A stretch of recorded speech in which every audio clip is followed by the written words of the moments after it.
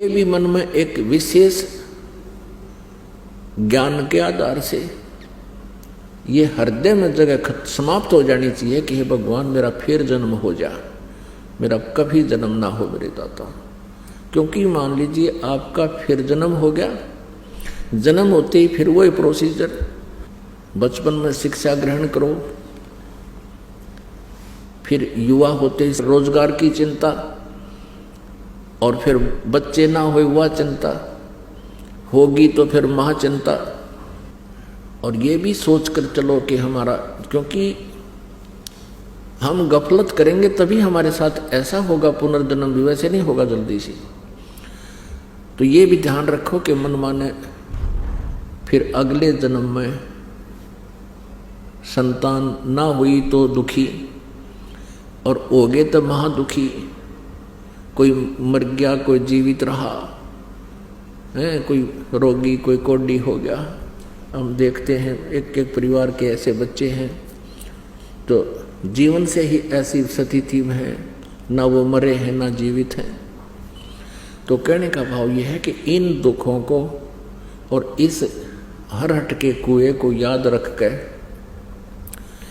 इस जन्म और मृत्यु से आपको हृदय से नफरत हो जानी चाहिए। एक गलानी बनेगी अंदर में, एक गलानी बनेगी ज्ञान से और भक्ति से। तो फिर आपका पुनर्जन्म नहीं होगा, यहाँ पर आप सीधे सतलोक जाओगे। मर्यादा में रहना होगा, सतभक्ति करते रहना होगा, आखिरी श्वास तक जाप करना है। कबीर परमात्मा कहते हैं अपनी महिमा अपने पाने की विधि आप ही बताते हैं। साईं यूं मत जानियो प्रीत घटे मम चत, मरूं तो तुम सुमृत मरूं और जीवित सुमरूं नित। अब कहते हैं भगवान की भक्ति को, परमात्मा के अंदर आस्था या नकली सी मत लाइयो, एक मजाक मत समझना। कहते साईं यूं मत जानियो प्रीत घटे मम चत, मरूं तो तुम सुमृत मरूं और जीवित सुमरूं नित। तो पुण्यात्मा, परमात्मा का पाना सबसे आसान है।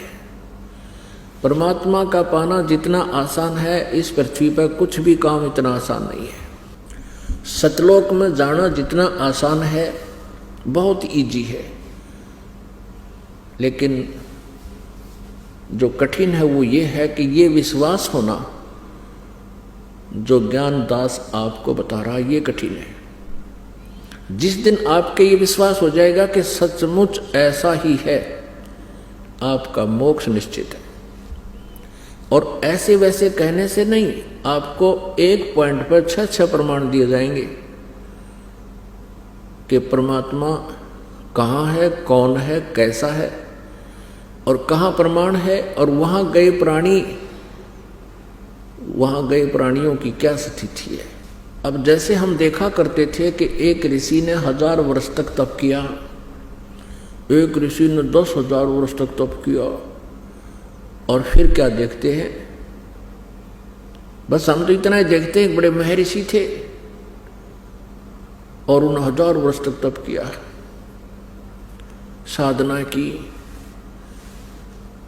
अब हमें ये नहीं मालूम था उन साधना करने वालों ने क्या प्राप्त हुआ, उपलब्धि क्या हुई। हमने ये मान लिया कि वो तो भगवान को पा गए होंगे। और जिनको हम महर्षि मानते थे, जो बहुत अच्छे साधक थे, उनकी जीवनी हम देखते हैं तो पता चलता है कि वो मोक्ष के तो आस पास भी नहीं थे। पुण्यात्मा, आज सुबह के सत्संग में एक प्रसंग चला था। परमेश्वर कबीर देव जी जब तपस्या पर आए, जहाँ पर वो काल जीव भून रहा था खाने के लिए 1 लाख मानव शरीरधारी प्राणियों के सूक्ष्म शरीर को, तो वहाँ आकर के जब उनसे वार्ता की, परमात्मा पूछ रहे थे, वहाँ पर वो ब्राह्मण भी थे, वो ऋषि भी थे, वो गुरु भी थे। उनसे पूछा तुम क्या साधना करते हो? उन्होंने बताया कि हम वेदों अनुसार ओम नाम का जाप करते थे और करवाते थे, और समाधि भी लगाते थे, मेडिटेशन भी करते थे। और फिर भी उनकी वह तपस्या के ऊपर दुर्गति हो रही थी। तो परमेश्वर ने कहा कि तुम्हारी यह साधना क्या आड़े अड़ी, अब क्या साधना थी, तुम्हारी दुर्गति यहाँ हो रही है। तब तो वो मान गए, हाँ जी हमारे कोई आड़े नहीं आई।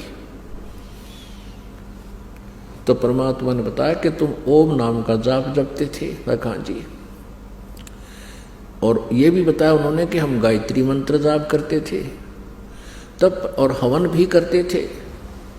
तो परमेश्वर ने बताया कि जैसे यज्ञ क्या चीज होती है, ये 5 यज्ञ होती हैं, 5 यज्ञ करनी चाहिए। एक यज्ञ है धर्म की, दूसरी यज्ञ है ध्यान, और तीसरी यज्ञ हवन की, चौथी यज्ञ प्रणाम, 5वीं यज्ञ ज्ञान की। इन ज्ञान यज्ञों से क्या लाभ है? यज्ञों से मोक्ष नहीं है, यज्ञों से मोक्ष नहीं होता। एक मंत्र है, परमात्मा के पाने का एक नाम है, मंत्र है, जाप है, उससे मोक्ष होता है। लेकिन उस मोक्ष प्राप्ति में ये यज्ञ सहयोगी हैं, ये यज्ञ सहयोगी हैं। कैसे? जैसे खेत में किसान बीज बीजता है, गेहूं का बीज बीज दिया और खाद और पानी डाला नहीं तो वो बीज व्यर्थ रहेगा। और यदि गेहूं का बीज बीजा नहीं और खाद और पानी डालते रहे, सिंचाई भी करते रहे, तो वो भी व्यर्थ है। गेहूं के बीज के स्थान पर भांग बो दी, गेहूं ना बीज कर, तो और फिर ये 5 यज्ञ करते रहे, अर्थात खाद पानी डालते रहे, तो भी व्यर्थ है। क्योंकि अन्न से हमारा जीवन सुरक्षित है, बच्चों का भी हमारा भी। अब ध्यान से सुनना, ये दास कहना क्या चाहता है। जैसे हमने आम का पौधा बीजना है, आम का पौधा बीज दिया, उसमें खाद और पानी डालते रहे, तो एक दिन वो बड़ा होकर के फलों से लदबद होगा और हमें वो वस्तु उपलब्ध होगी जिसके लिए प्रयत्न किया था। और आम के स्थान पर हमने बबूल आम जान के और बबूल का पौधा बो लिया और सिंचाई भी करते रहे, खाद भी डालते रहे, तो वो क्या देगा? आम नहीं लगेंगे, वो बबूल के कांटे ही मिलेंगे। तो कहने का भाव ये है, परमात्मा ने कहा कि तुमने ओम नाम का जाप किया, हवन भी किया, एक यज्ञ किया। वैसे तो 5 यज्ञ करने चाहिए, वैसे दूसरा यज्ञ स्वाध्याय से हो जाता है, जिसको ज्ञान यज्ञ कहते हैं। अब परमात्मा बताते हैं कि तुमने प्रयत्न किया लेकिन बबूल का बीज बो लिया, ओम का मंत्र जाप कर दिया, ये बबूल का बीज है। और हवन यज्ञ, धर्म यज्ञ, ये मान लिए, ये भी आपने कर ली, खाद पानी भी डाल दिया, तो बबूल का पेड़ पाक गया, आम का बीज बोया नहीं। अर्थ कहने का भाव यह है कि आप जी ने पूर्ण परमात्मा की साधना नहीं की, इस काल ब्रह्म तक की साधना की, या ब्रह्म के पुत्र हैं रजगुण ब्रह्मा, सतगुण विष्णु, तमगुण शिव जी, इन देवताओं की जो पूजा की, इससे तुम्हें मोक्ष नहीं हो सकता। जिस कारण से आप यहाँ तपस्या पर दुखी हो रहे हो, और इसके बाद आप कुछ दिन ब्रह्मलोक में रहोगे, क्योंकि ओम नाम के जाप है। उसके बाद आप नरक में भी जाओगे, क्योंकि पूर्ण परमात्मा की जब तक भक्ति हमें नहीं मिलती पूर्ण संत के माध्यम से, तब तक हम अपना वर्क डन ही पाते हैं, किया हुआ कर्म ही प्राप्त होता है। जैसा कर्म करेगा वैसा ही फल यहाँ का भगवान देता है। आपको पुण्य भी मिलेंगे, पुण्यों का फल भी मिलेगा, भक्ति का फल भी मिलेगा। जैसी ओम नाम की जाप आपने किया और कोई पुण्य दान किया, वो भी फल मिलेगा, और साथ में आपने पाप भी भोगने पड़ेंगे। अब यहाँ की व्यवस्था है, यहाँ इस काल के लोक में काल ने हमें इतना विवश कर दिया है कि जैसे यहाँ पर पाप तो अपने आप बिना किए बगैर प्रयत्न के ही होते रहते हैं, और पुण्यों के लिए विशेष प्रयत्न करना पड़ता है, शुभ कर्म के लिए विशेष प्रयत्न करना पड़ता है, और अशुभ अपने आप होते हैं। जैसे खेत के अंदर हमने गेहूं बीजना है तो उसके लिए कितना मेहनत मांगता हो खेत। पहले उसकी गुड़ाई करनी पड़ती है, हल से ट्रैक्टर से उसको संवारना पड़ता है, और फिर उसमें कीमती बीज डालना पड़ता है, फिर सिंचाई और खाद डालना पड़ता है, और तब जाकर के वो कहीं हमें वो कणक यानी गेहूं प्राप्त होता है। और यदि उस खेत में कुछ भी ना डाला, ना बीज बोए ना कुछ पानी डाले, तो अपने आप खरपतवार उसमें अपने आप अड़ंगा उग जाएगा। यहाँ का ऐसा नियम है।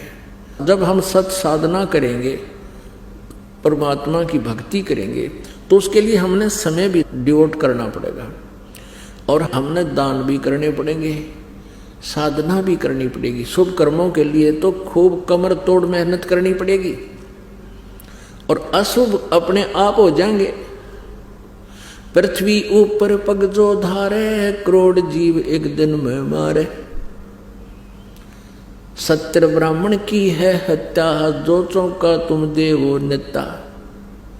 ब्राह्मण सेंस हत्या जो होई, जल स्नान करत हो सोई। खान पान में दमन प्राणी, कैसे पावो मोक्ष निशानी।